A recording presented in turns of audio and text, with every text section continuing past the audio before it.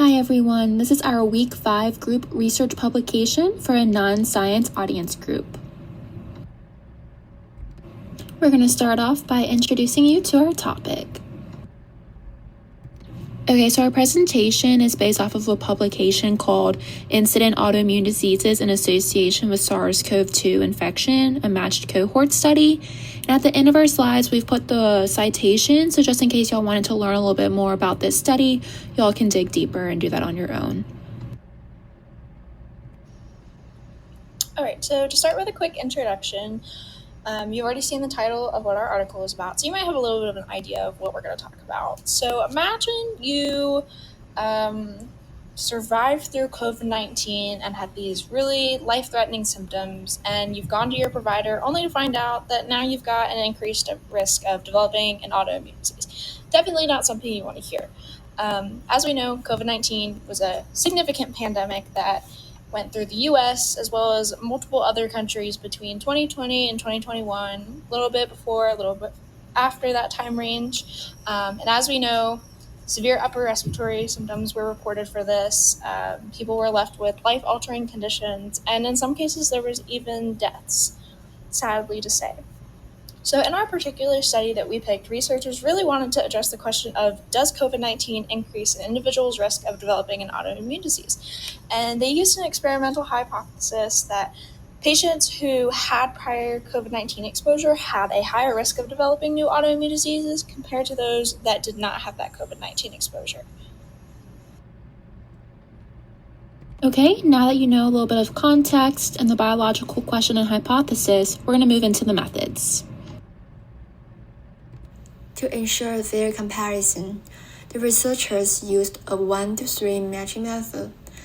Each COVID-19 patient was matched with 3 non-COVID-19 individuals based on age, sex, and the presence of pre-existing autoimmune disease.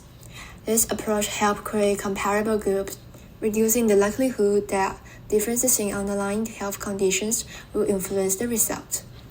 Additionally, statistical method were applied to ensure that the matching process was rigorous and that the analysis remained reliable.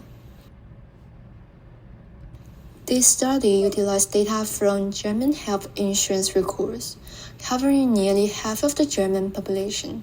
Access to such a large dataset allowed for a comprehensive analysis of the potential link between COVID-19 and autoimmune diseases. Rather than focusing on short-term effects, the researchers examined long-term health outcomes. The post-COVID-19 phase was defined as beginning 3 months after diagnosis, following international guidelines. Statistical modules were used to estimate disease incidence rates, ensuring accuracy and accounting for differences in follow-up time. Okay, now that we've listed the methods as a way to give big picture context for the experiments, we're going to tell y'all all about the results. Once the researchers sorted through potential participants, they were left with 641,407 individuals diagnosed with COVID-19 to use for the study, which is represented by the entire circle. Out of everyone in the study diagnosed with COVID-19, 88.1% did not have an autoimmune disease before their diagnosis of COVID-19, which is represented by the blue section, while 11.9% did have an autoimmune disease before their diagnosis of COVID-19, which is represented by the pink section. Now, we're going to focus on that pink section from the last slide, which represents the individuals who did have a diagnosis of an autoimmune disease for their diagnosis of COVID-19. This entire circle represents 76,518 individuals. Of those individuals, 97.7% did not develop another autoimmune disease shortly after their COVID-19 diagnosis, which is represented by the light pink section, while 2.3% did develop another autoimmune disease 3 to 15 months after being diagnosed with COVID-19, which is represented by the dark pink section. Now we're going to focus on that blue section from a couple of slides ago, which represents the individuals who did not have a diagnosis of an autoimmune disease for their diagnosis of COVID-19. This entire circle represents 564,889 individuals. Of those individuals, 98.9% did not develop an autoimmune disease shortly after their COVID-19 diagnosis, which is represented by the light blue section, while 1.1% did develop an autoimmune disease 3 to 15 months after being diagnosed with COVID-19, which is represented by the dark blue section. Finally, I'm going to focus on the incidence rate, which is the rate at which new diagnoses of autoimmune diseases occur approximately 3 to 15 months after the diagnosis of COVID-19. For the group of individuals who were never diagnosed with COVID-19 or an autoimmune disease, there was an incidence rate of 10.55 per 1,000 person years, meaning that researchers expect to see 10.55 new cases of an autoimmune disease occur for every 1,000 people observed in 1 year. For the group of individuals who had been diagnosed with COVID-19 but did not have an autoimmune disease, there was an incidence rate of 15.05 per 1,000 person years, meaning that researchers expect to see 15.05 new cases of an autoimmune disease occur for every 1,000 people observed in 1 year. Overall, this means that the incidence rate for those who did develop an autoimmune disease after being diagnosed with COVID-19 was 4.5 per 1,000 person years higher than those who did not contract COVID-19. Now that we've gone through the study's key findings, let's discuss what they mean. They also found that people who already had an autoimmune disease before getting COVID-19 were more likely to develop another one compared to those who had an autoimmune disease but never got COVID-19. Some autoimmune diseases were more common in people who had COVID-19 than in those who never had the virus. Also, people who have more severe COVID-19 cases, for example, being hospitalized or ICU treated, were more likely to develop an autoimmune disease than those who had mild cases. They also found that people who already had an autoimmune disease before getting COVID-19 were more likely to develop another one compared to those who had an autoimmune disease but never got COVID-19.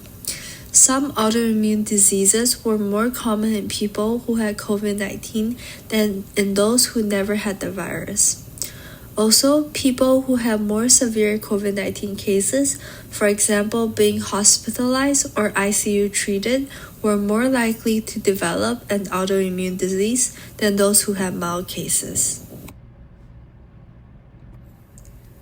Since the study was based on collecting and analyzing past health records rather than testing a direct cause, the researchers mentioned some possible issues that could have affected the results. One problem is that they could not account for every factor, such as whether a person was vaccinated, which might have changed the risk.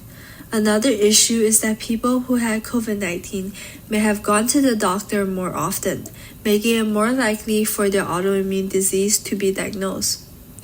Also, people with mild or no symptoms of COVID-19 might not have been included as much, especially early in the pandemic, leading to the numbers that could have made the risk seem higher than it really is. There was also a chance that some people who had COVID-19 but never got tested were mistakenly included in the group that never had COVID-19, which could have affected the results. We agree with the researchers' conclusions because their study showed a clear increase in autoimmune disease cases among people who had COVID-19. However, as they pointed out, more research with different groups of people and better ways to control other factors is needed to fully understand this connection. Now that we've interpreted the results for y'all, we're going to conclude and describe some of the future ideas. Alright, so in conclusion, this study definitely provides a significant amount of evidence for us to show that COVID-19 is associated or there is some sort of correlation with an increased risk of developing an autoimmune disease within about 3 to 15 months after having that COVID-19 exposure or infection. From this study, we can also conclude that this association is much more common in patients who had more severe cases of COVID-19, so like those life-altering, severe upper respiratory, that sort of thing type of symptoms. As a whole, we can definitely agree that the findings are significant and were well conducted in this study based on the wide variety of impacts that were observed across various groups. Further research would definitely be crucial in clarifying the exact mechanism that underlies this relationship, identifying those at a higher risk of developing these after the infection, symptoms, diseases, that sort of thing, and even finding prevention or early intervention plans for the future going forward. Moving forward, this research could take new directions with linking autoimmune diseases to other illnesses or even developing more links, like those between serious infections and long-term health effects, aside from COVID. Finally, this is the link to the research publication that we used for this assignment.